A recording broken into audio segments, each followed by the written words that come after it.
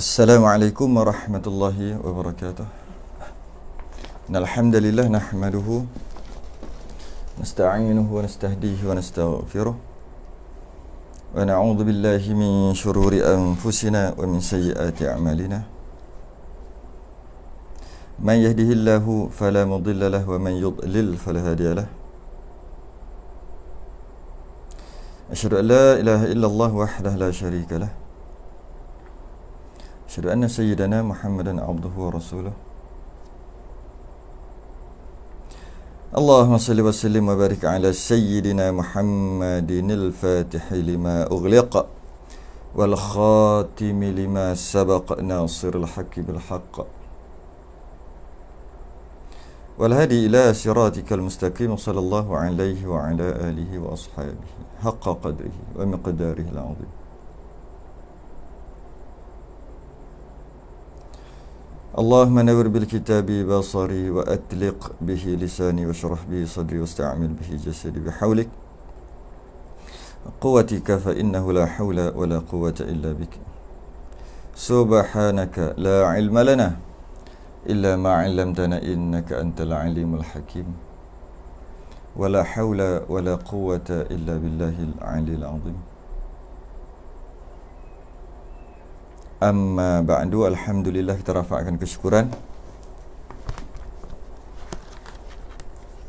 Pada malam ni dapat kita sambung pengajian kitab Idaman Penuntut. Kitab Idaman Penuntut.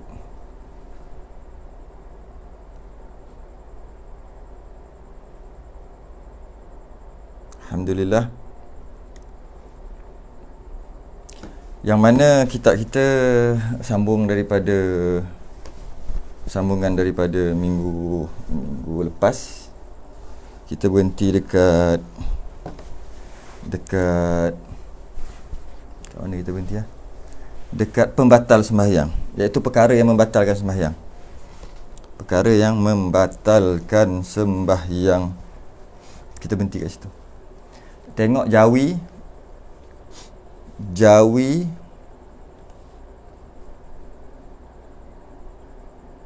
64, muka surat 64. Rumi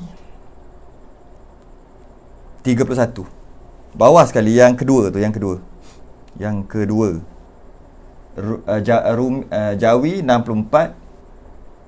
Yang kedua jugalah, yang kedua. Ni Jawi. Rumi kitab ni. Okey, yang kedua muka surat 31. Muka surat 31. Boleh buka kitab lah, siapa yang ada kitab. Siapa yang tak ada kitab macam mana?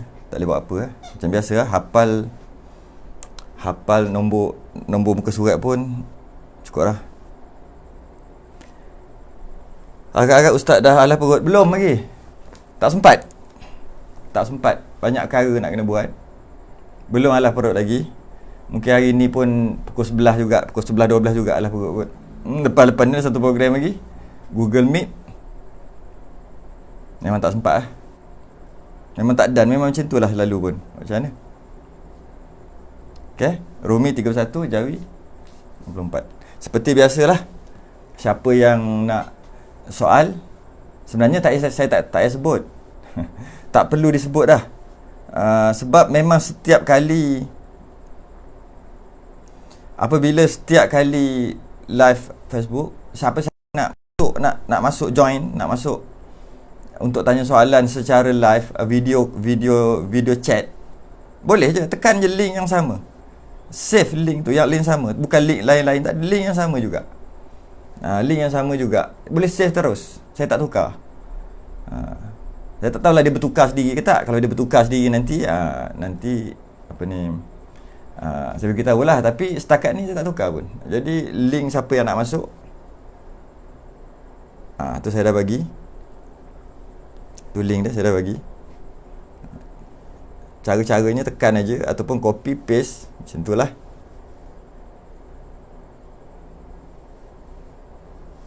Masuk, copy.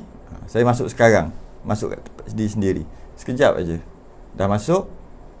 Dengan tekan link, ataupun kalau tak boleh tekan link, saya copy, saya pergi dekat Chrome, paste dekat address dia. Lepas tu name enter. Saya tulis nama sendiri. Lepas tu continue. Lepas tu dia kata nak guna kamera, nak guna mikrofon boleh ke tak? Bagilah. Kalau tidak nak cakap macam mana? Okay. Lepas tu request permission. Minta lah. Request permission. Lepas tu dia masuk. Dia akan masuk ke sini. Senang aja. Kalau dia ada suruh buat apa-apa, dia suruh tekan tekan ikon yang ada kat address bar tu, tekan kunci. Tekan kunci, tekanlah kunci. Ikutlah apa dia nak cakap. Itu lah. Kan susah pun. Tak susah pun. Jadi siapa nak boleh silakan. Tapi macam biasalah, tak ada orang pun. Mungkin sekarang ni tak ada lagi. InsyaAllah akan datang. Akan datang mungkin ada.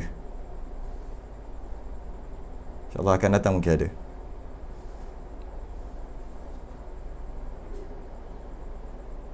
Lepas tu dia keluar. Dia check network quality tu. Lepas tu dia keluar. Nampak? Kamera mana ni? Bawah ke atas? Oh, atas. Tu. Lepas tu join room. Tekan join room, keluar kat sini. As simple as that. Baik.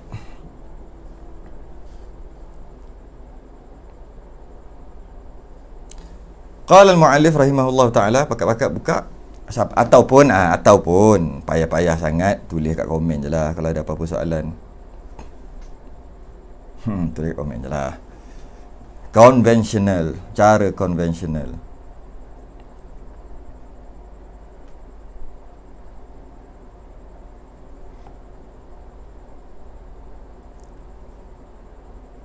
Baik. Sambung kitab, tak boleh panjang-panjang. Pukul 9 kena berhenti.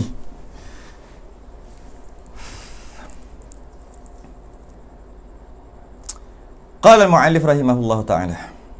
Kata pengarang. Yang kedua. Sebelum tu marilah kita tengok dulu.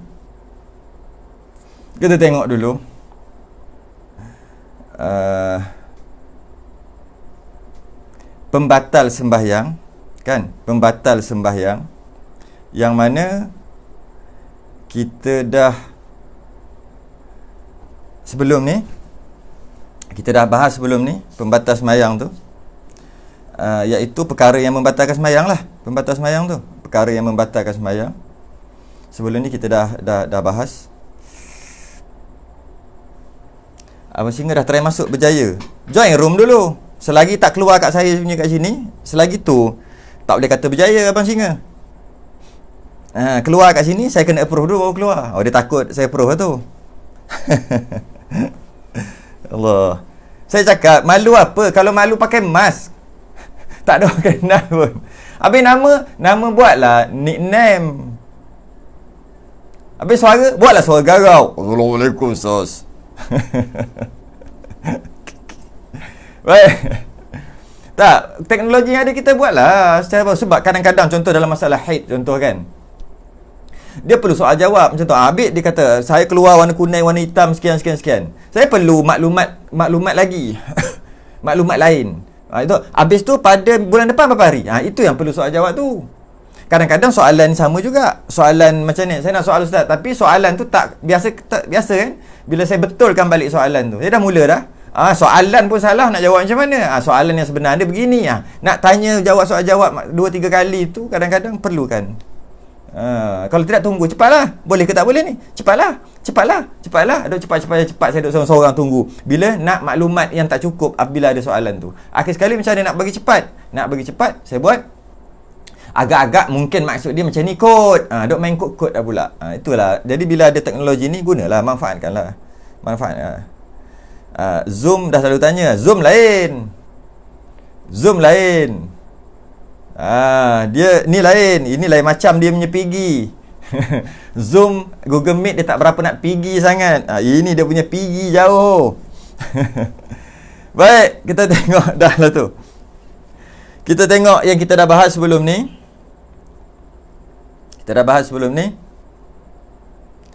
Tiap-tiap orang yang sembahyang boleh batal sembahyang. Ni yang lepas saja saya baca balik. Yang minggu lepas. Apabila berlakunya salah satu daripada 11 perkara berikut. Salah satu daripada 11 perkara ni berlaku, maka batallah sembahyangnya. Okey. Pertama, bercakap atau berkata-kata. Batal sembahyang. Dalam sembahyang bercakap atau berkata-kata, batal. Okey. Padahal diketahui bahawa bercakap dalam sembahyang itu haram. Siapa yang tak tahu dalam sembahyang tak boleh bercakap? Haram, batal. Maka batallah sembahyang dia sebab dia berkata-kata dengan sengaja. Kalau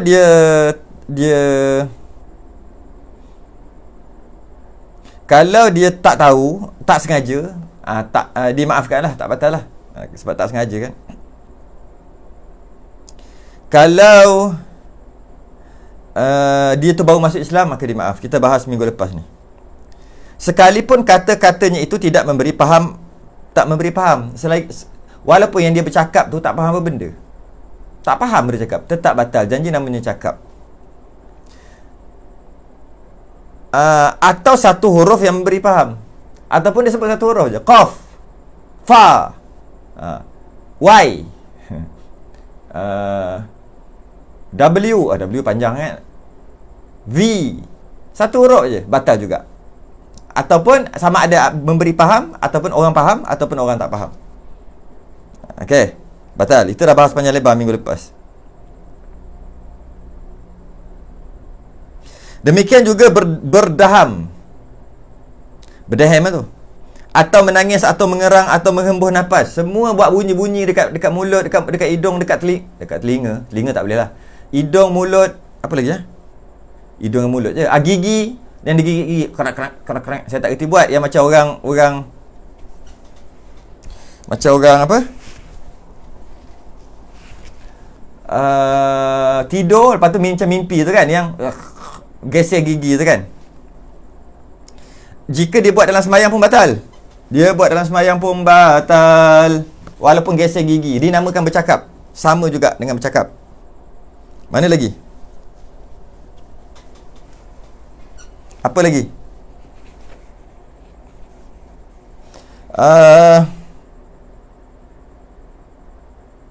Menangis. Yang penting yang penting keluar bunyi. Batal. Hembus nafas. Hembus nafas. Bunyi apa tu? Saya buatlah bunyi apa-apa pun. Janji nak bagi tahu bunyi yang keluar dekat hidung, dekat mulut. Batal. Selain pada hidung dan mulut, tak batal. Tak batal sebab dia bukan mulut, tu tangan. Itu minggu lepas punya bahas tu.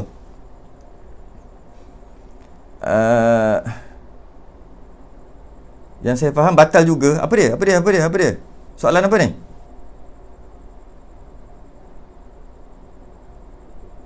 Ustaz, tentang bab membatalkan solat yang berbunyi lah, bunyi serot hidung. Rasa dalam kuliah agama saya ingat saya membatalkan solat hanya berkata-kata. Yalah, betul lah tu. Puan Marina pun kata betul lah tu. Betul lah. Bunyi yang kat mulut, kat hidung, yang terhasil daripada mulut dan hidung, janji bunyi. Dalam mazhab Syafi'i dia tu namanya bercakap. Walaupun ingus buatlah macam mana pun, gigi tu saya dah buat tak bunyi. Tapi saya pernah tengok orang tidur lepas tu bunyi gigi dia. Ngeri dengar gigi dia krok. Kata, ish, ini kena rasuk ke apa dia orang ni. Padahal tak, dia memang gitu. Sekali dengan bunyi, sekali serok tak serok, semua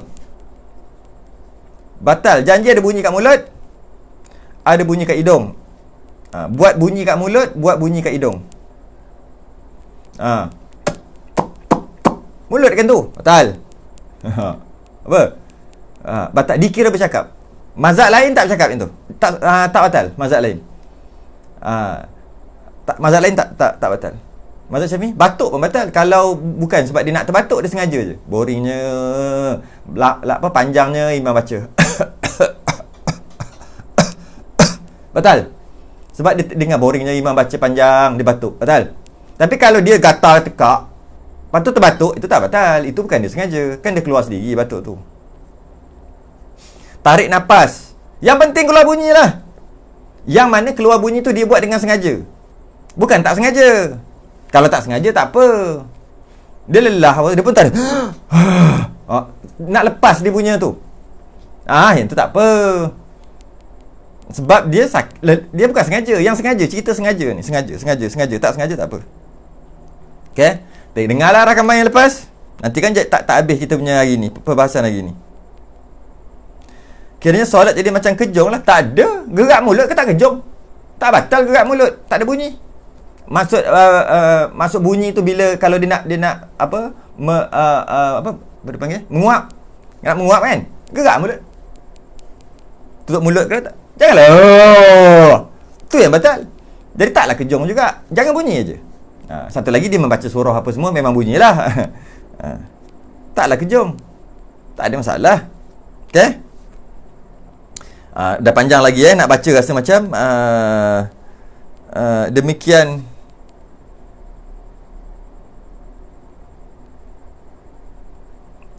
Apa ni adapun bagi orang yang berpenyakit melainkan bagi orang yang berpenyakit tiadalah batal sembahyangnya. Dah penyakit tak batal lah. Adapun jika bercakap itu dengan tidak sengaja, umpama tergelincir lidah, melatah dan sebagainya, tidak tahu hukum semuanya tadi tu, bercakap yang sikit, tidak lebih 6 patah perkataan, tak batal sebab tak sengaja. Itu yang lepas. Kalau hidung tersumbat, lepas tu kita hembus hidung sebab kurang selesa jika tersumbat, kira batal ke tak? Batal. Bunyi kuat sikit dekat hidung. Yelah, sikit banyak tu nak cakap pun payah kan. Subjektif. Cuma berbunyi dengan sengaja kita buat. Dalam keadaan kita boleh je kalau tak buat, maka batal. Jadi kalau dia buat bunyi kat hidung sebab dia tak selesa, tak selesa, tiba-tiba dia pun baca, dia pun terbuat. Tu tak apa, dia terbuat. Ni tak selesa lah hidung. Tak selesa lah. Nak menapah pun payah ni, tak selesa lah hidung. Tak selesa. Nak buat bunyi ataupun nak tarik kuat-kuat sikit. Tapi kalau tarik kuat-kuat bunyi. Tapi tak selesa ni. Duduk bercakap. Duduk bercakap dalam hati dia. Duduk bercakap dalam hati dia. Kalau aku buat nanti bunyi pula. Macam mana? Buat je lah. Tak selesa sang hidung. Dia pun buat kerok bunyi. Batal. Habis tu kalau yang tak batal, yang tak sengaja terbuat ikut hidung. Tak batal. Sebab apa kata batal? Sebab boleh je menafas kat mulut. Kalau kata tak boleh menafas, boleh je menafas kat mulut. Nafas je lah kat mulut. Kenapa nak kena ikut hidung juga? Allah semayang 2 minit, 3 minit je pun. Lepas tu nafas lah kat hidung puas-puas. Kenapa kat semayang tu juga nak selesa kat hidung? Okay? Kena hati-hati. Itulah sembahyang ni, kita menghadap Allah. Menghadap raja. Senang fikir, menghadap raja pun tak kena hati-hati je. Menghadap raja. Jalan tu kena hati-hati tak? Kalau kita melangkah nak pergi menghadap raja, sultan, raja agung, mula duduk sini, duduk diam-diam dulu. Tunggu orang panggil, bendahara panggil, pergi depan, tunduk, ampun tuanku. Slow. Tiba-tiba datang, alamak, dia tak berhati-hati, tergelincir, jatuh. Memanglah mungkin agung tu tak marah, tapi apa selekeh lah kau ni. Jalan elok-elok. Kau ingat siapa kat depan tu? Kawan-kawan. Itu sultan besar. Jadi jalanlah elok-elok, hati-hati. Sama lah. Lepas tu janganlah duduk bersin. Janganlah duduk main batuk-batuk depan agung ni. Kan ada peraturan macam tu. Janganlah sibuk gerak-gerak sana. Gerak garu sini. Garu sini. Garu atas. Garu bawah. Garu situ. Garu sini. Janganlah gitu.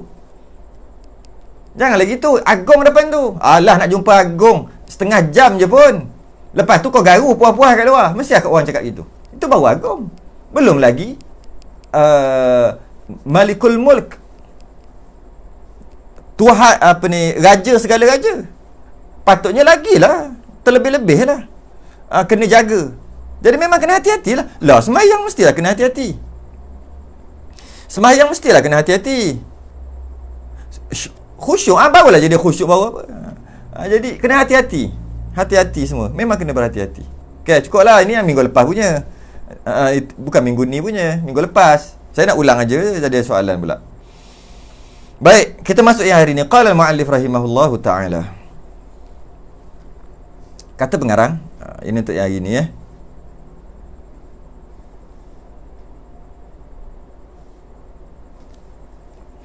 Yang kedua, buat macam ni batal. Buat macam ni batal yang kedua. Melakukan perbuatan yang banyak berturut-turut. Dia buat perbuatan yang banyak berturut-turut. Apabila kita sebut perbuatan yang banyak berturut-turut, dia seperti melangkah 3 langkah berturut-turut, sama ada sengaja ataupun terlupa. Sengaja ataupun tak sengaja, batal sembahyang. Disebut melakukan perbuatan yang banyak berturut-turut. Alamak, bukan yang ini itulah yang bawah tu kan. Kedua, melakukan perbuatan yang banyak berturut-turut. Pertama, banyak. Tidak ada satu nas,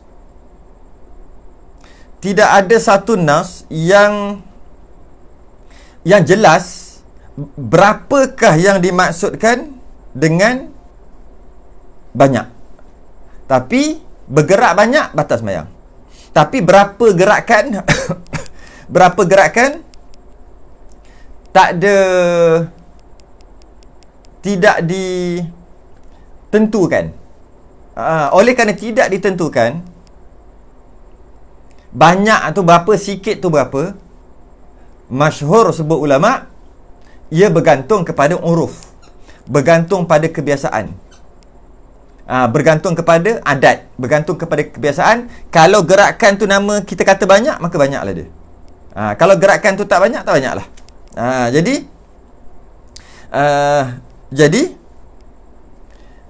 banyak ataupun sikit, dia tak ada satu nombor sebenarnya, tak ada angka. Dalam kita tulis 3 kan, nanti kita bahas. Tak ada angka sebenarnya. Dia bergantung kepada uruf yang terhasil daripada qawaidul fiqh. Al-'adatu muhakkamatun. Adat, kebiasaan boleh jadi hukum. Perkara yang haram pun boleh jadi halal dengan sebab adat. Bukan semualah, ada. Contohnya, kita biasa puasa Isnin Khamis. Puasa ini Isnin Khamis. Tiba-tiba masuk bulan Sya'ban. Masuk bulan Sya'ban. Nisfu yang kedua, 16 Sya'ban sampai 30 Sya'ban, haram puasa sunat. Oleh kerana dia telah beradat puasa Isnin Khamis, maka dia boleh puasa juga walaupun orang lain haram, dia halal. Nak bagi tahu, adat kadang-kadang boleh jadi hukum bergantung kepada perkara itulah. Jadi adat dia boleh jadi hukum. Jadi al-'adatu muhakkamatun. Adatnya kalau orang kata gerakan tu banyak, maka batal sembahyang. Adat orang kata gerakan tu tak banyak, maka tak batal. Jadi pada mazhab Syafi'i, untuk memudahkan kita, uruf tu bergantung kepada uruf, banyak mengikut adat, dia kesian kat kita, maka dia letak satu angka mazhab Syafi'i, iaitu dia kata yang disebutkan dengan banyak adalah jamak. Jamak tu lah banyak. Ialah mufrad 1, musanna 2, jamak tu banyak. Itu bahasa Arabnya tu. Jadi maksudnya banyak tu 3. Kalau 1 tak nama banyak, 2 tak nama banyak. Dalam orang bahasa Arab, satu tak nak panggil banyak, 2 tak panggil banyak.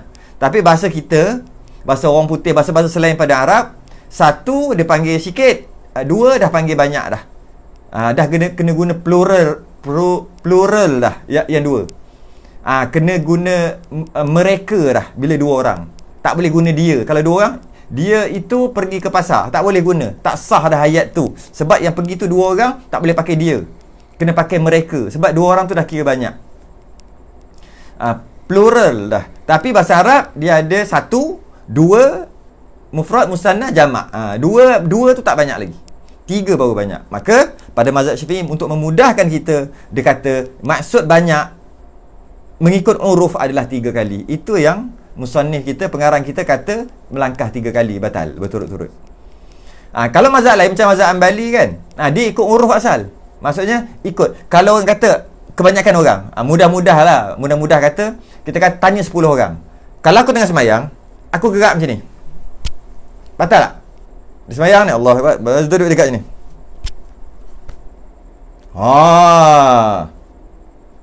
Batal tak? Banyak tak gerakan aku? Gerakan aku banyak tak? Orang kata tak banyak lagi macam ni. Jika tanya orang lain pula, aku semayang, aku gerak macam ni, banyak? Tak banyak lagi. Tanya 10 orang. Dalam 10 orang tu semua kata tak banyak lagi, sikit je tu. Maka tak batal walaupun macam ni. Tapi mazhab Syafi'i, dia tak kira orang kau cakap banyak ke, kau cakap sikit ke, janji lebih daripada 3 batal. Jadi 1, 2, 3 batal. Mazhab Syafi'i batal. Mazhab lain tak batal. Itu yang kita tengok kadang-kadang dia tengah semayang, dia berjalan, dia berlari, dia ambil kat Mekah tengok poket, kadang-kadang dia betulkan serban, buka kepiah, letak balik kepiah. Kita tengok, sembayang apa macam ni? Kerana dia ikut uruf. Uruf mengatakan ataupun adat kebiasaan orang tu kebanyakan orang kata sikit lagi. Walaupun lebih 3 gerakan tak batal. Itu mazhab Ambali. Mazhab Maliki dengan mazhab Hanafi lagi special. Dia kata bukan 3 kali. Bukan tengok uruf juga. Tapi uruf dia beza sikit, mazhab Maliki dengan mazhab Hanafi. Dia kata maksud mengikut uruf, banyak tu mengikut uruf. Jika uruf kata banyak baru batal, uruf kata sikit, adat kata sikit, tak batal. Macam mana? Bukan tanya orang kebanyakan tu, bukan. Macam mana? Bila kita tengok dia tu tak ada rupa semayang lah, maka dia dikira banyak. Dia kira gitu. Tengah, kalau contohnya semayang tak sini, lepas tu semayang tak sini, lepas tu bergerak tak sini. Kalau orang tengok, dia tengah semayang tu. Lepas tu dia pergi jalan, tangan duduk sini macam ni, jalan banyak kali. Lepas tu berdiam, lepas tu jalan, tangan duduk sini, jalan pula tegak macam robot. Walaupun banyak dia gerak, kau tengok, kau nampak dia tengah semayang. Dia berjalan, tapi kau nampak tak? Orang tak berjalan gitu tu. Orang tak berjalan macam robot gitu tu. Maknanya dia tengah semayang, tak batal. Jadi mazhab Maliki, mazhab Hanafi dia special sikit. Kalau nampak orang tu, dia tu semayang ke tak? Macam tak semayang, tak macam orang semayang, maka tak dapat satu point untuk kata dia semayang, maka batal semayang dengan gerakan macam tu. Tapi kalau walaupun dia bergerak banyak, tapi point ada, semayang tu, tapi gerak banyak, tapi semayang tu, kau tengok tu. Mana ada orang buat gitu? Kalau ini semayang ni, walaupun dia gerak banyak, tak batal. Tu perbezaan. Tu perbezaan dia. Okey? Sama ada sengaja ataupun terlupa. Dan dinamakan banyak juga, kita panggil kasir ni banyak. Untuk kasir ni, untuk jadi banyak ni, dia mesti berturut-turut. Kalau dia tak berturut-turut, dia tidak kasir, dia tidak banyak. Sebab tu syarat yang kedua ditulis dalam kitab kita, berturut-turut. Maksud berturut-turut ni banyak ataupun berterusan. Jadi kalau tak berturut-turut, tak kira kasir, tidak dikira banyak. Jadi kalau dia gerak macam ni, 1, 2, 1, 2, 1, 2, tak batal. Makruh tu pastinya. Tapi kalau berniat nak main-main, batal lah. Main-main dalam semayang, batal lah. Ni bukan niat nak main. Kenapa tu? Buat masalah lah. 1, 2, 1, 2. Bukan sebut kat mulut 1, 2 batal lah. 1, 2, 1, 2. Tak batal. Sebab nak kata banyak 3 kali, dan nak kata banyak, nak kata kasir, hendaklah berturut-turut. Kalau berhenti-berhenti macam tadi, tak batal. Tapi kalau nak bermain-main, batal. Kalau ada sebab-sebab apa, makruh lah. Buat apa kerja gitu semayang? Nak cerita hukum je. Malah kalau perbuatan tu perbuatan wajib sekalipun, batal juga. Yang bergerak tu perbuatan wajib. Macam mana? Nak tutup aurat, angin datang, kuat, angin kuat, totong, terselak aurat dia. Tak batal lagi semayang. Sebab ditolak oleh angin, tak batal semayang lagi. Aurat kain diselak, aurat terdedah dengan sebab angin, tak batal lagi masa terselak tu. Tapi dengan syarat kena tutup dengan segera. Tak boleh biar. Uish, sejuk Uyo, sejuk Loh, terselak aurat. Dia tengok bawah tu. Aduh, tak ada aduh-aduh, batal dah. Tapi kalau syup, tutup balik, maka tak batal. Jadi menutup aurat tu ketika angin tolak tu wajib. Kau tidak batal. Walaupun perkara itu perkara wajib. Dia ambil angin kau ni pula, tarik ni, angin kau ni, tarik ni, belik kau ni. Baru lega. Lebih 3 gerakan. Batal. Walaupun perbuatan menutup aurat tu adalah wajib. Tetap batal juga. Ataupun mungkin perkara tu perkara sunat aja. Mungkin perkara tu perkara sunat aja. Macam nak penuhkan soft kosong. Dia nak penuhkan. Dia gerak sampai lebih 3 gerakan. Batal. Perkara tu sunat je. Kalau dia biarkan soft tu kosong, sembahyang dia sah. Sama ada perkara tu wajib, seperti nak menutup aurat daripada kena angin tadi, ataupun perkara tu sunat, nak penuhkan soft. Maka ada orang cuit dia. Rupanya orang minta dia undur ke belakang sebab nak buat soft kat belakang kan. Sebab dia seorang-seorang, makruh sembahyang seorang-seorang kat belakang. Dia pun takbir, dia cuit. Dia faham lah ada orang cuit aku, dia nak suruh ke belakang ni. Dia pun ke belakang. Hukum sunat aja, tak wajib pun ikut dia. Buat bodoh tak apa. Tapi sunat lah bila dia dah panggil.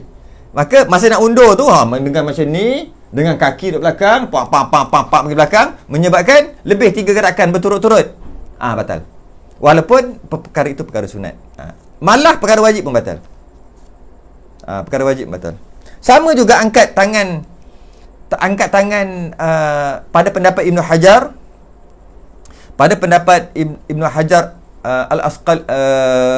Al-Haythami, pendapat Ibnu Hajar Al-Haythami, dia mengatakan angkat tangan ketika takbiratul ihram ke, angkat tangan ketika sami'allahu liman hamidah tu, yang angkat tangan tu kan sunat. Kata Ibnu Hajar, itu pun dikira juga dengan maksud kalau angkat tangan 2, gerak kepala 1 lagi, batal. Walaupun angkat tangan tu sunat. Dia rukuk, sami'allahu liman, ni ingat ni sunat ni, liman hamidah, dia tak jatuh ni. Masa dia gerak tangan tu, dia gerak sekali kepala dia. Lengah dia pun gerak. Batal. Sebab ni besar, 2 ni besar. Kita akan kata balik, angkat tangan tu kan disunatkan. Lepas tu pula nak kira 2 pula. Patut yang disunatkan tak kira 2 gerakan lah. Ibn Hajar kata kira juga. Kira juga. Dengan maksud kalau angkat tangan yang sunat, tambah yang tak sunat, yang mana-mana satu lagi, kaki ke mana gerak lagi, bengkok kaki sebagainya, batal sembahyang dia. Tapi pendapat Syekh Ramli kata ini kan disunatkan. Bila sunatkan takkan nak kira, tak aci lah macam tu.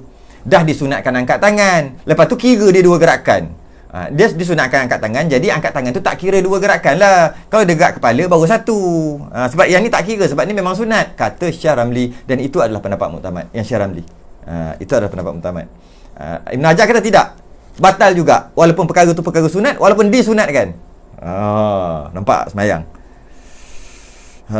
Sembahyang jaga sungguh, kena jaga sungguh sembahyang ni. Okey, tetapi jika perbuatan itu sedikit,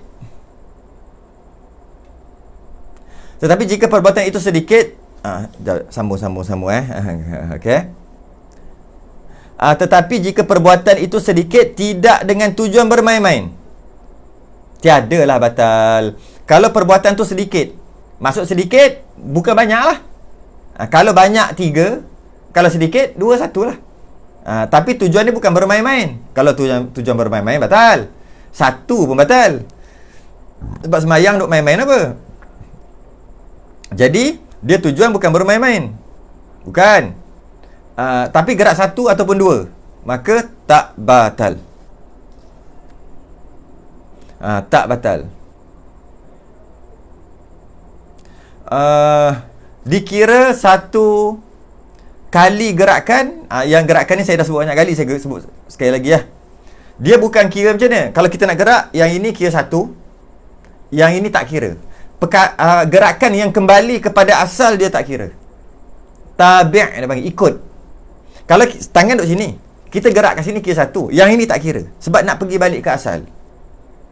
Kalau tak pergi ke asal baru kira. Ni satu, ni dua, ni tiga, ni empat, ni lima. Tu kira. Maknanya bila satu gerakan nak pergi ke asal tu tak kira. Satu, dua, ni nak pergi ke asal, tak kira yang ni. Ni tak kira. Yang nak pergi ke asal tak kira. Melangkah, satu. Okey. Ni pergi ke tempat asal. Asal macam ni, asal macam ni. Melangkah, ini pergi ke asal. Kan? Tak kira yang ini. Jadi satu lah. Jadi satu, dua. Yang ni mana? Pergi ke asal. Asal dia kat situ kan, berdiri macam tu. Yang tu tak kira, yang asal tu tak kira. Yang asal tu tak kira.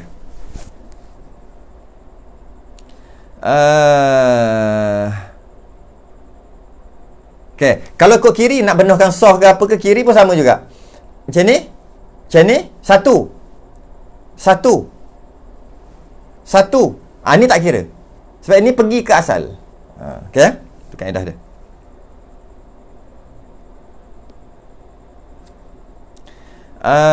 Ada orang tanya, kain, kalau kain nak terlondeh waktu solat, kita tarik naik atas untuk betulkan, tak apa ke? Lah, wajib. Bukan tak apa, wajib tutup aurat. Kalau kain nak terlondeh, cepat-cepatlah pegang, jangan bagi dia terlondeh. Wajib tutup aurat. Takut terdedah aurat. Wajib. Habis tu, ustaz tunjukkan cara. Amboi, pandai-pandai lah nak hidup. Semua nak kena suap. Manalah, saya pun tak pernah lagi londeh. Tak pernah lagi setakat ni lah. Mudah-mudahan tak terlondeh lah sampai bila-bila. Apa kilah lah molek-molek. Jika terlondeh tu, cepat-cepat. Wajib. Habis tu kan gerak banyak. Gerak banyak batal kan, saya sebut tadi. Gerakan, lebih 3 gerakan, sengaja ke tak sengaja ke, sebab wajib ke, sebab perkara wajib ke, sebab perkara sunat ke, batal lebih 3 gerakan. Jadi pertama sekali nak londeh, pegang. Jangan bergerak. Okey, tak bergerak dalam masa tumaninah 1-2 saat, jadi kosong balik. Pegang tangan ni, kilah ke sini. Duduk diam. Okey dah, kosong balik. Ambil yang ni, bawa pergi sini. Diam. Kosong balik. Yang ini pegang sini, yang ini pegang sini. Diam. Kosong balik. Diam. Dua, diam. Okey. Tak puas, tak ketat lagi. Diam. Diam tu maksud jangan bergerak. Tak puas lagi. Hati-hati, tahu kan. Nampak benda lain pula. Duk kilah. Hati-hatilah kat situ. Cuma caranya adalah buat macam robot. Gerak macam robot. Dah jatuh, pegang dulu. Pegang tarik pun boleh. Pegang tarik. Okey, dah. Dia diam. Macam ni tangan. Okey, dah. Jadi kosong balik. Diam. Dah. Diam. Dah. Diam. Macam tu. Takkan tu pun nak kena ajar. Bila dia diam, dia berhenti dalam kadar 1-2 saat atau kadar tumaninah tu 1-2-3 saat, dia berhenti, dia jadi kosong balik. Dah gerak 2, berhenti. Gerak 2, berhenti. Gerak 2, berhenti. Gerak 2, berhenti. Tak ada masalah. Tu cara dia. Yang cangkung masa tarik kain tak kira ke gerakan? Kira lah juga. Kira. Janganlah cangkung. Kalau dia tahiyat awal. Macam tu ke Abang Singa? Dia tahiyat awal. Lepas tu dia naik ke rakaat seterusnya. Dia naik, kain dia masih lagi tahiyat. Yang tu ke? Yang itu batal. Dia dah naik daripada tahiyat awal. Kain dia tak puas hati. Kain dia duduk tahiyat awal. At-tahiyah lagi kain dia. Duduk bawah lagi. Dia dah naik dah rakaat ketiga. Yang itu batal. Kalau dia duduk, dia tarik lagi dengan nampak punggung, nampak situ, nampak sini. Oh Allah, jangan dibayang-bayangkan benda perkara-perkara begitu. Okey. Betul. Abang Signal, sila pakai tali pinggang. Nak apa? Nak jumpa orang, nak jumpa customer pakai elok-elok kan? Pakai smart-smart kan? Nak jumpa markah, pakai smart-smart kan? Jadi, nak jumpa Allah patutnya kena banyak bersedia. Kena banyak bersedia. Okey?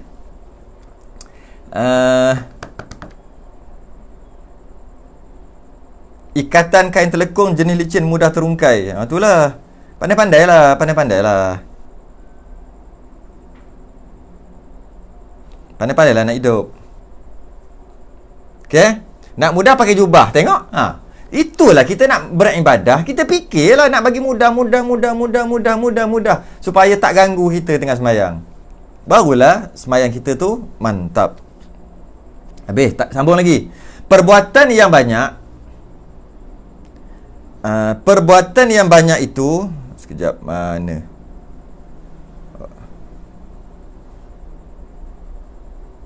Baik, ada orang kata, Ustaz, apa ni Ustaz? Pakai yang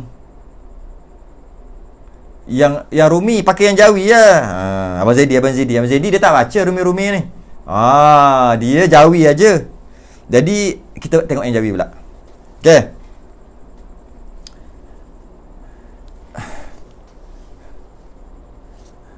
Tak nampak pula atas sikit. Apa saya? Okey, saya ataskan sikit. Okey. Perbuatan yang banyak itu sama ada dari satu anggota atau dari berbilang anggota. Seperti gerak kepala dan dua tangan sekali. Tu cakap tadi. Gerak kepala dan dua tangan tu dikira 3 gerakan. Okey, angkat tangan, kepala, kira 3. Walaupun serentak, dikira 3. Tu saya sebut tadi.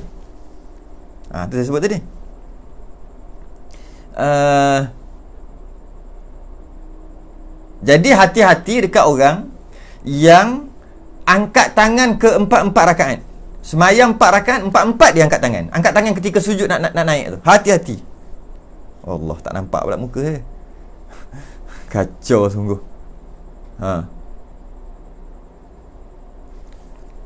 Okey. Jadi hati-hati orang yang mengangkat tangan ke 4. Dia angkat tangan tu ke 4 daripada sujud nak naik rakaat kedua, angkat. Sujud nak naik rakaat ke bukan. Daripada duduk tahiyat awal nak naik rakaat yang ketiga, angkat. Daripada rakaat ketiga sujud tu nak naik rakaat keempat, angkat je tangan dia ni. Kan dia sujud kan? Allahu akbar. Daripada rakaat pertama nak naik rakaat kedua, angkat. Lepas tu rakaat kedua tahiyat apa semua, habis bangun daripada tahiyat kedua nak naik rakaat ketiga, Allahu akbar, angkat, letak lagi. Lepas tu daripada rakaat ketiga sujud apa semua nak naik rakaat keempat, Allah, angkat lagi. Bantai semua angkat. Hati-hati. Saya tak kata batal, saya kata hati-hati. Sebab yang disunatkan adalah mengangkat tangan daripada nak naik rakaat tadi tu, daripada tahiyat awal tu. Daripada tahiyat awal naik ke rakaat ketiga. Itu je yang angkat tangan. Dengan yang takbiratul ihram mula-mula nak semayang. Allah, tu angkat tangan. Lepas tu rukuk sujud apa? Bangun nak rakaat kedua tu tak ada angkat tangan tu, tak ada. Lepas tu tahiyat awal, rakaat kedua tahiyat awal, nak naik tu ada balik. Ada tak angkat tangan. Allahu akbar. Lepas tu rakaat ketiga rukuk sujud, lepas tu nak naik rakaat keempat tak ada angkat tangan dah, tak ada angkat tangan tu. Okey. Dia angkat juga. Bila dia angkat juga, gerakan tu dia panggil gerakan ajnabi. Gerakan tu dia panggil gerakan yang tidak diperlukan, gerakan asing. Maka dia tertakluk kepada 3 gerakan besar tadi. Maka dia pun angkat Allah. 2 gerakan. Dia pun gerak kepala. Batas semayang. Sebab dia melakukan 3 gerakan yang tak disuruh. Habis takkan tak disuruh daripada rakaat pertama dan rakaat kedua, tak suruh angkat tangan. Bila angkat juga dia dikira 2. Dia dikira 2. 2. Tak tambah lagi, kalau dia tak gerak kepala, sah semayang dia tapi makruh. Sebab dia buat gerakan yang tak diperlukan. Okey. Kita sama juga orang dukung anak. Hati-hati. Walaupun atas apa alasan sekalipun dia dukung anak. Pertama, hati-hati dengan najis dan sebagainya. Itu kena mengaji lain tu. Nak semayang dukung anak, ngaji dulu. Kalau tidak, takut-takut batal semayang. Dia pun ada, saya lihat baca surah setiap rakaat. Bagaimana? Ada pendapat dhaif. Memang sunat ke 4 rakaat. Itu surah. Kalau dia buat, biarlah. Surah ini cerita gerakan. Gerakan yang bahaya. Surah tak apa. Ataupun apa dia panggil? Yang perkataan ni tak apa. Subhana rabbiyal a'la 50 kali. Tak apa. Tak apa dengan maksud tak disuruh, tapi tak apa, tak membatalkan. Subhanallahil azim 70 kali. Sukati kau lah. Orang buat maksimum 11 kali, dia sampai 70. Sukati. Sebab tak batal. Tak batal. Yang ni gerakan. Gerakan yang kita tengah kira gerakan. Kita bukan kira perkataan. Okey. Jadi dia dukung anak. Dia kata ada hadis menceritakan sekian. Memang ada pun. Tapi dia pun nak semayang dukung anak. Hati-hati, solat batal. Sebab walaupun dia dukung anak, tertakluk kepada 3 gerakan. Masa nak sujud, letak anak kat tepi. Sujud. Duduk antara sujud, anak lari. Macam tu dia pegang. Anak nak lari lah. Boleh ke tak boleh? Lebih 3 gerakan, batal. Walaupun dukung anak. Pegang anak gelupur. Pegang kau ni. Letak kat belakang ni. Batal. Sebab lebih 3 gerakan. Habis tu ada para sahabat Nabi buat gitu gini. Itu hadis. Nak guna hadis, nak istinbat hadis, nak keluarkan hukum daripada hadis, hendaklah proses dulu. Ulama yang proses. Hukum dah keluar, hukum fiqh dah keluar. Saya pernah tengok orang gatal betih. Dia gatal betis. Dia gatal betih, dia ni gatal. Ada nyamuk tiruk gigit dia. Duduk tepi bendang. Nyamuk tu isap darah dia, punggung naik atas. Macam tu. Biasa nyamuk datang duduk tak macam tu. Duduk macam tu. Kita tengok geram je. Pop. Itu tak gatal sangat. Memang boleh tahan. Kita gerak-gerak macam tu dia ni. Ini nyamuk tiruk. Dia pak pergi, dah muncung dia pok masuk, bontot dia naik atas. Bersungguh hisap. Yang itu gatal. Tiba-tiba dia cocok tu dekat betih. Kita dah gerak. Macam mana nak garu? Saya pernah tengok. Dia angkat tangan kaki kanan dia.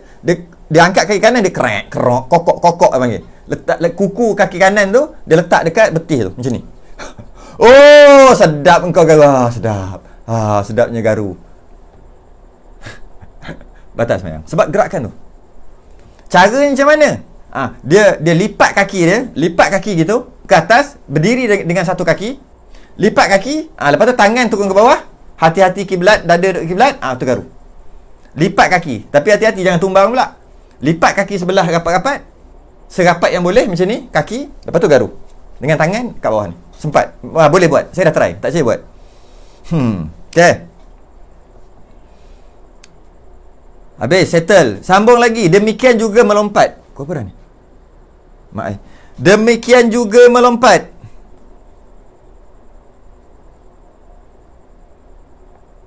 Demikian juga melompat yang kuat. Sama macam perbuatan banyak.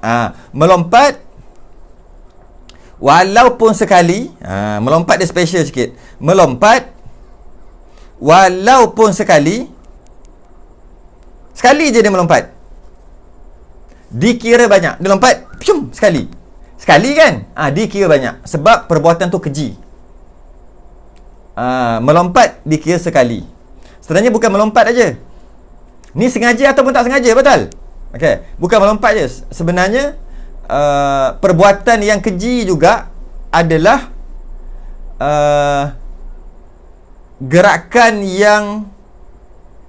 yang keji. Macam mana perbuatan seumpama melompat, macam pukul dengan kuat. Dia macam ni, dia pukul. Dia sekali je. Sebab apa? Nyamuk. Aku tak puas hati, nyamuk gajah pula dulu. Besar nyamuk gajah ni. Dia pun ni sekali ni. Batal. Pergi, kalau kata nak 2 kali pun, sekali, 2 kali. Betul tak balik? Tak apa. Tapi batal juga. Sebab perbuatan yang keji dia panggil. Batal. Tapi kalau sekali ataupun 2 kali, tak batal. Padahal macam ni je lah. Okay. Jadi kesimpulannya, apabila berlakunya gerakan 3 kali, gerakan besar 3 kali berturut-turut, apa yang besar? Leher besar, siku besar, ni besar, apa nama ni, pergelangan, tapak tangan besar, bahu besar, ni besar, pinggang besar, lutut besar, apa dia panggil dekat buku lali tu, sendi kat buku lali tu, yang tu besar. Tu besar. Tu semua besar. Jadi berlakunya perbuatan besar, yang besar 3 kali berturut-turut, batal. Itu kesimpulan. Berlakunya gerakan yang berat, besar sekali, tapi 3 anggota berturut-turut, macam batal, walaupun sekaligus. Batal. Tadi batal sebab 3 kali berturut-turut. Yang ini sekali tapi serentak, batal juga. Macam tu. Batal. Ataupun berlaku gerakan keji, macam melompat tadi, sekali pun batal. Menampar, memukul dengan kuat, batal. Menggigil dengan kuat, batal. Batal. Sembahyang subuh sejuk, tepat sejuk, dekat kamera Highland, dengan cerita kamera Highland, kalau bercakap dah keluar balik dah. Kali terakhir saya pergi bercakap dah tak keluar dah, tak pakai baju sejuk dah. Masa kecil-kecil dulu pergi, macam ni pergi biasa, pakai baju biasa, tak sejuk dah. Tu bulan 2019. Masa baru-baru ni ada orang kawan-kawan duk Cameron, duk Tanah Rata, dia kata sekarang ni cakap keluar balik dah. Keluar asap sebab tak ada orang pergi. Asap kereta semua tak ada. Pergi kat Cameron, sembahyang subuh, ambil wuduk pula, air panas rosak. Buat cerita, air panas rosak. Lepas tu ambil je lah wuduk sembahyang subuh. Lepas sembahyang tu pula sejuk, ketar. Lepas tu pula dia baca pula surah neraka.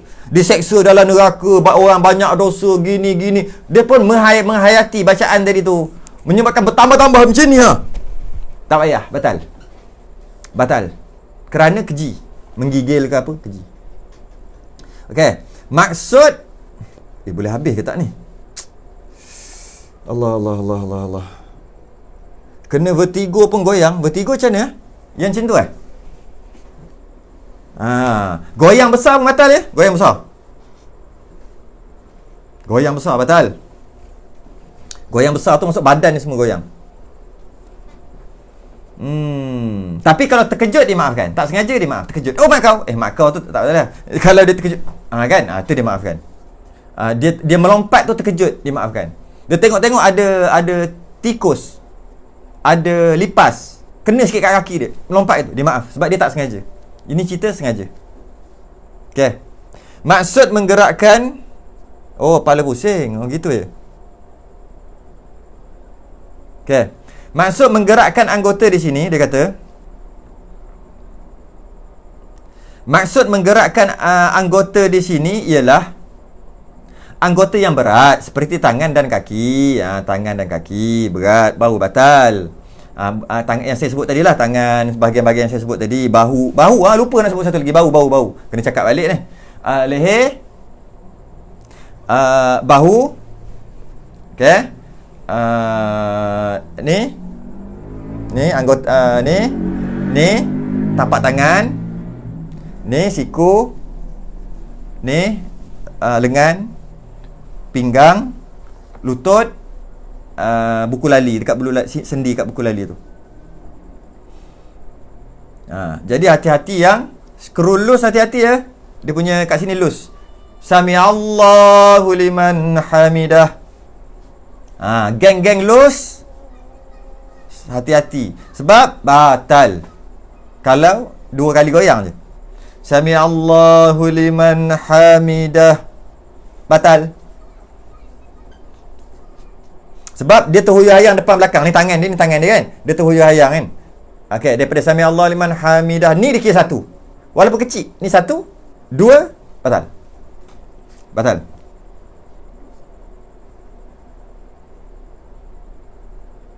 Tapi dalam keadaan dia nak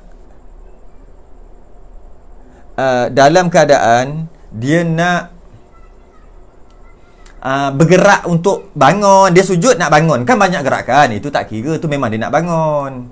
Daripada sujud kan nak bangun kan, gerak lutut, gerak itu, gerak pinggang, gerak itu, gerak ini, gerak kepala. Masih nak bangun daripada sujud tu ke rakaat ketiga, ke rakaat keempat, kan nak bangun tu kan gerak banyak. Itu memang nak gerak. Kalau tidak nak bangun macam mana? Itu tak kira. 10 kali pun tak kira.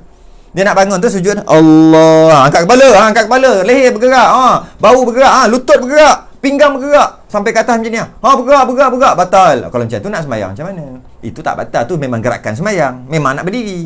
Ini gerakan lain, gerakan asing.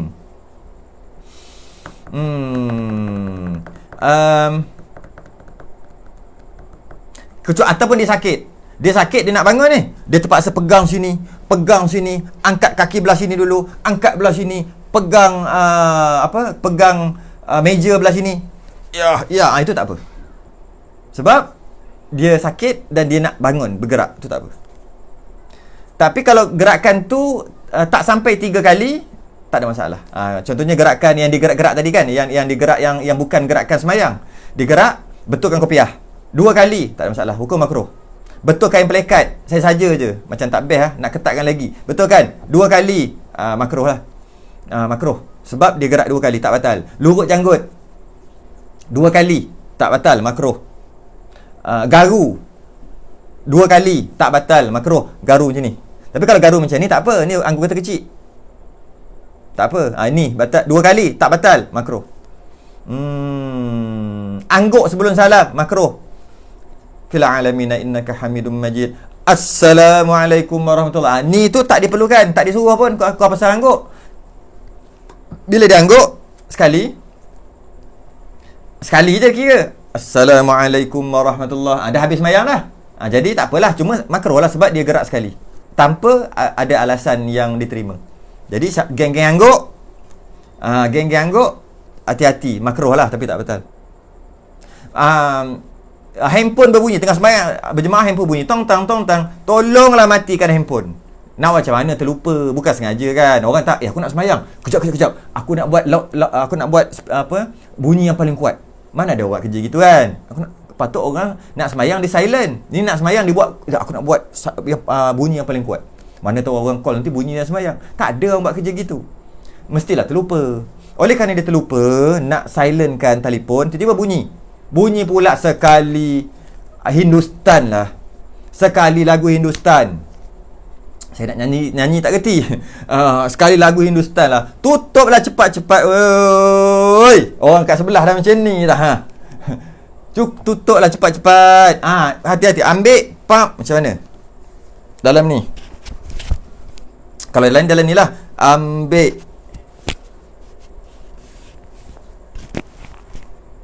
Jangan bergerak. Kosong balik. Jangan pula tengok, 2 mesej tak dibaca. Tak loh, jangan gitu. Senyap. Kalau dah rasa banyak gerak, duduk diam kejap. Lepas tu dah buat balik. Tu cara dia. Okey? Tutup, ganggu orang, dosa. Adapun anggota ringan seperti menggerakkan jari bukan tangan, jari. Dia anggota kecil, maka tak ada masalah. Tak ada masalah dengan maksud tak batal, tapi kalau sengaja makruh. Kalau sengaja makruh atau sengaja yang tak diperlukan lah. Dia gatal kat sini, dia pun garu. Tak batal sampai bila-bila. Tak batal. Cuma patutnya cukup lah. Best pula. Tapi bukan nak main-main, bukan gatal. Patut dah cukup dah sikit-sikit, tapi dia buat makruh jadi. Tapi kalau sekadar gatal, tak apa, tak makruh. Nak settle tak makruh. Tarik, garu, tak makruh. Sebab gatal. Tapi kalau best pula. Sedap gatal ni. Makruh. Sebab dah terlebih daripada sepatutnya. Kalau niat nak main-main, batal. Dia bagi tahu lagi. Jari, lidah. Oh, lidah gerak macam mana? Sebab nak baca, nak semua gerak lidah. Maka dia anggota kecil. Kalau katakanlah dia sengaja main-main, bukan, dia sengaja gerakkan, tapi niat main-main batal. Jadi jangan niat main-main. Jangan niat main-main. Kalau niat main-main, batal kerana main-main. Bukan gerak tu. Lidah tak ada masalah. Kelopak mata, kelip-kelip, tak batal. Tak batal sebab kecil. Tambah pula bibir mulut. Bibir mulut.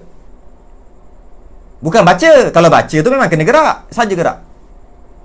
Tak batal sebab anggota kecil. Hidung, kalau dikembangkan hidung ke? Hidung kan? Macam mana dah? Dia buat gitu kan, gatal hidung. Tapi tak ada bunyi. Tak ada masalah. Sebab hidung dikira, gerak hidung dikira anggota kecil. Tak ada masalah. Perut. Perut sama juga. Perut pun sama. Masuk perut tu. Macam mana tahu nak buat menapas kan, bunyi perut naik turun. Kan? Sebab menapas yang paling cantik menapas dekat dada. Tu paling cantik. Kau senaman tu napas dada je, jangan napas perut. Yang 7 lagi, 8 lagi, 7 lagi. Yang Abang Singa cakap. Saya tak tahu dia yang cakap. Dia biasa tengok kot. Yang 8 lagi tu, napas dia dekat ni. Biar paru-paru. Tapi kebanyakan kita napas ikut perut. Dada tak bergerak, perut yang duk naik turun. Okey. Itu bab senaman ya. Itu bab kesihatan. Dia semayang, dia pun menapaslah ikut perut dengan masuk ke perut yang bergerak. Tak batal.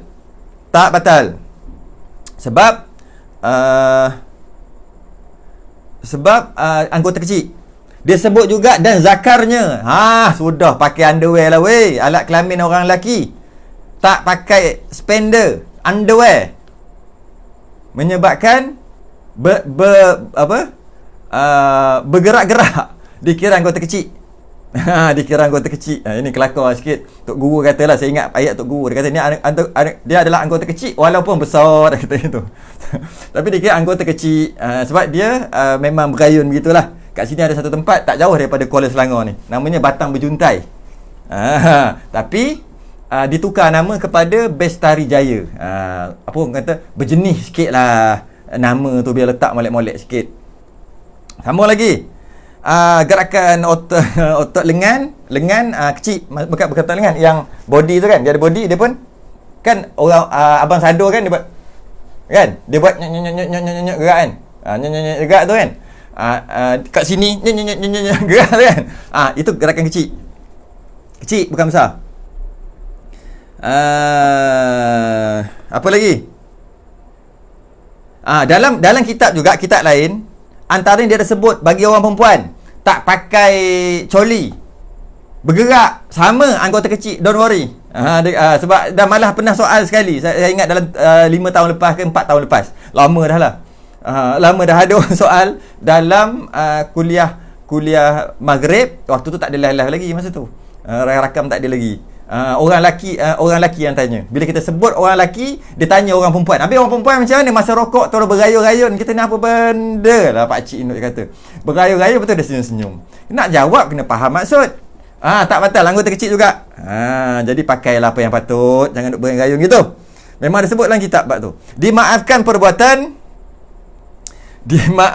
perbuatan yang banyak dalam sembahyang. Ada yang dimaafkan.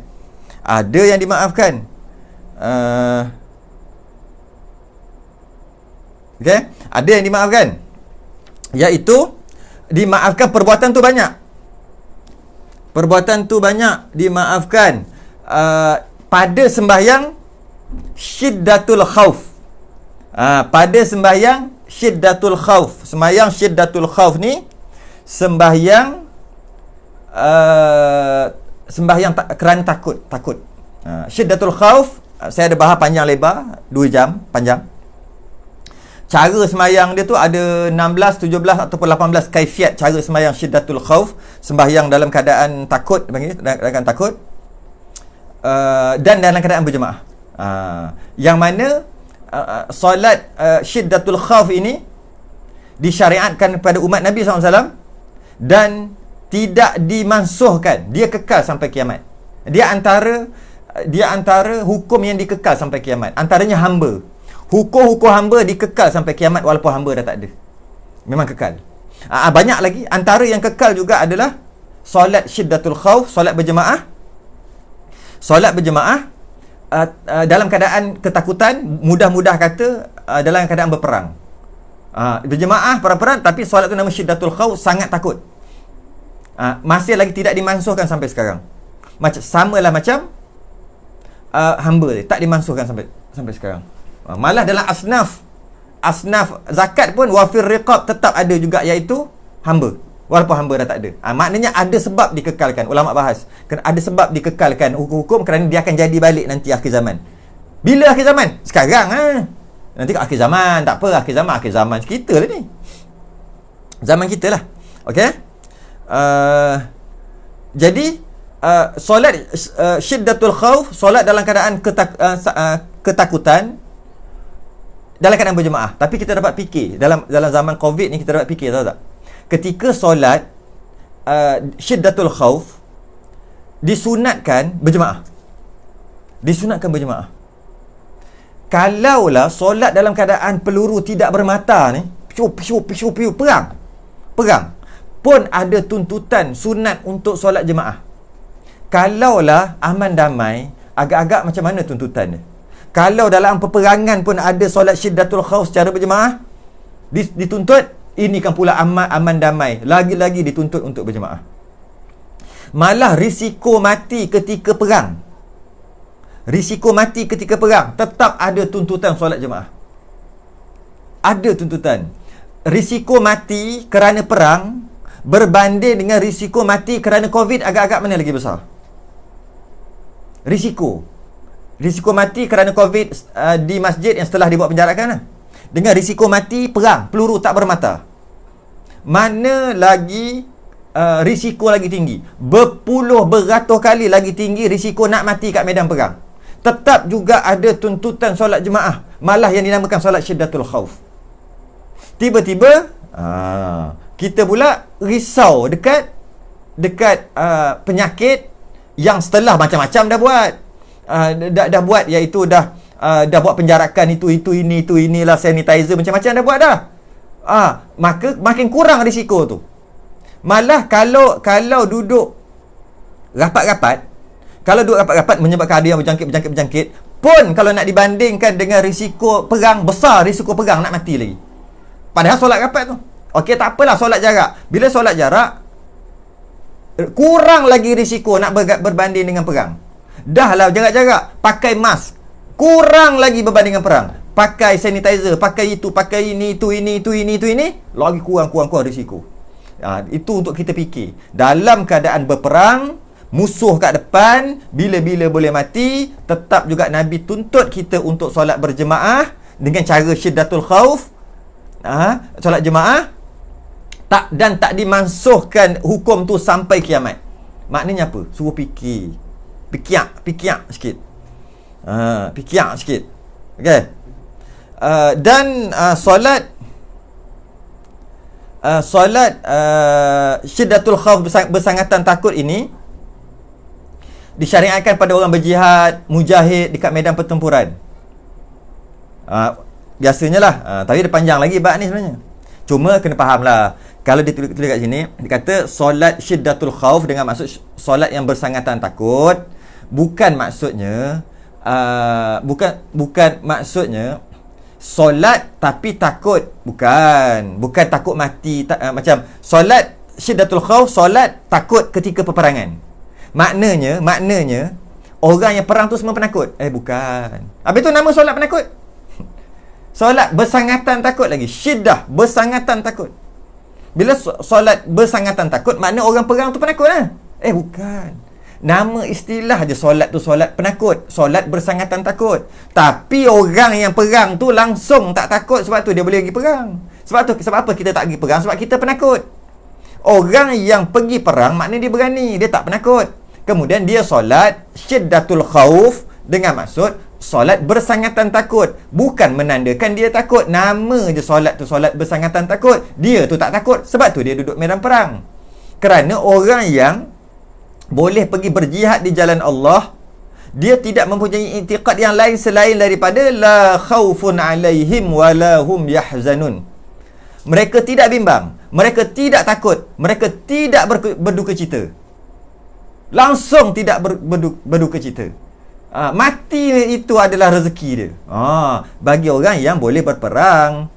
Jadi maksud bersangatan takut tu jangan kata, tengok tu, orang pergi pegang tu semua penakut. Sebab tu ada solat bersangatan takut. Maknanya orang solat tu takut. Salah. Bukan faham gitu ya. Sambung lagi yang terakhir, dah habis dah. Dan sembahyang sunat dalam perjalanan di atas belakang unta. Belakang unta kan dia sembahyang sunat kan? Belakang unta kan bergerak. Kaki unta bergerak, badan dia pun bergerak. Tak kira. Tak dikira. Maksudnya sah, tak dikira lah. Kira dimaafkan. Belakang unta, belakang kuda, dimaafkan walaupun gerak banyak. Dalam kereta, sembahyang apa? Sembahyang tarawih ke, sembahyang duha dan kereta, Allahu Akbar. Ingat?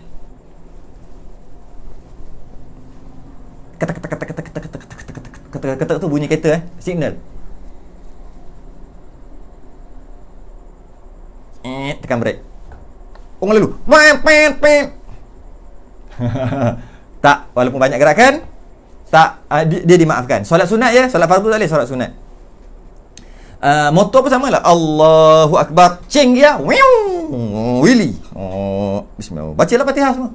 Rukuk. Allahu Akbar. Sikit lah. Sami-Allahu liman hamidah. Seterusnya. Gerakan banyak pun tak apa, dimaafkan dalam solat. Dalam kapal terbang atau sebagainya, gerakan banyak semua tak ada masalah, dimaafkan. Kerana sembahyang sunat. 9.30 lagi kuliah. Betul. Saya tak sempat lagi lah. Terima kasih lah yang hantar nasi Arab tu ya. Tak sempat nak makan. Pukul 5, pukul 6 sampai. Mana sempat. Masih makan pukul 11, pukul 12 lah juga. Macam mana tak sempat. Sekejap lagi ada nak setting ni. Okey. Soalan banyak ada, tapi saya rasa macam tak payah kot.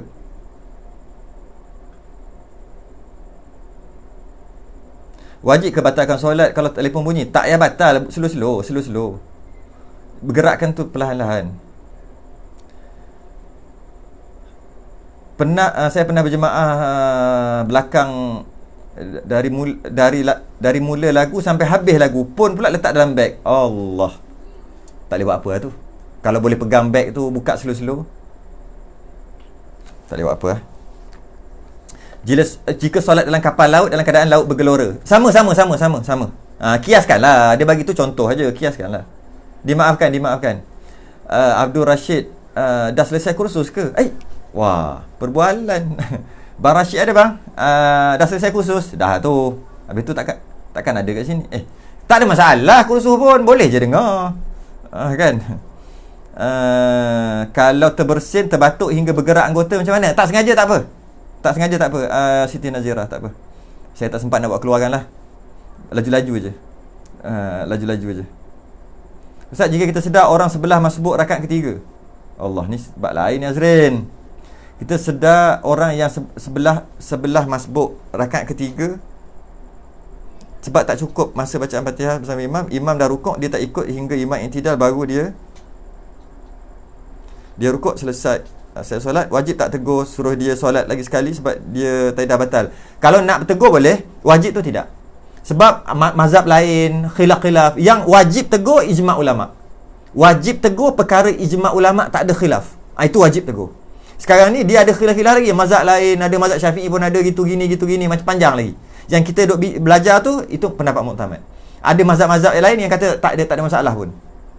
Tak ada muafiq masbuk pun tak macam kita faham pada mazhab lain. Oleh kerana dia khilaf, tak wajib tegur. Nak tegur boleh, tapi wajib tidak. Okey, jawab dia laju je lah Azrin. Selalunya solat berjemaah time tahiyat, terduduk atas kaki orang sebelah, tersepit. Biarlah duduk situ. Kalau tarik sikit tak apa. Sikit je. Okey, wallahu alam. Ustaz biasa pesan pakai pakaian yang tidak menyibukkan kita. Betul? Janganlah pakai ridak-ridak ni nak semayang. Allah. Ridak ni buat nak semayang jangan pakailah. Kalau nak pakai serban macam ni boleh lah juga. Letak kat sini. Dia taklah ganggu sangat. Janganlah main ridak macam ni. Ni. Duk terhayun-hayun. Kita duk betul-betul. Jangan pakai pakaian yang menyibukkan kita dengan pakaian tu dalam sembahyang. Hukumnya makruh, silap-silap batal bila kita duk pegang. Jangan nyibuk. Rambut pun samalah. Pakailah kepiah. Tak pakai kepiah masa nak sujud rambut jatuh. Sibuk duk selak rambut tu. Betul-betul. Okey. Tak boleh dah, tak boleh jawab soalan. Kalau ada pun tak boleh jawab dah. Dah pendek sangat masanya. Nak setting untuk Google Meet pula. Cerita pasal korban. Kita tangguh dulu. Terima kasih pada Abang Zaidi yang berusaha. Walaupun dia tak mau keluar. Setelah dijemput pun tak mau keluar juga. Tak apalah. Barisan AJK pengurusi Masjid Salahuddin Al-Ayyubi. Ni masjidnya. Kuantan. Menyediakan platform kita ni. Dapatlah kita sedikit ilmu, dapat amalkan, mudah-mudahan masing-masing dapat manfaat, masing-masing dapat pahala jariah. Kita berhenti dekat yang ketiga, berhadah besar. Seperti terpancut mani atau berhadah kecil seperti terkentut, maka batal sembahyang dengan sebab itu. Sekalipun orang itu sembahyang dengan sebab tiada air, tiada tanah, yang disebut faqidatut tahurain, iaitu orang yang sembahyang kerana menghormat waktu sekalipun. Itu akan datanglah. Kita tangguh dulu. Berhenti yang ketiga. Kita sudahi dengan tasbih kafarah dan suratul subhanakallahumma hamdik, asyhadu an la ilaha illa anta, astaghfiruka wa atubu ilaik. Bismillahirrahmanirrahim.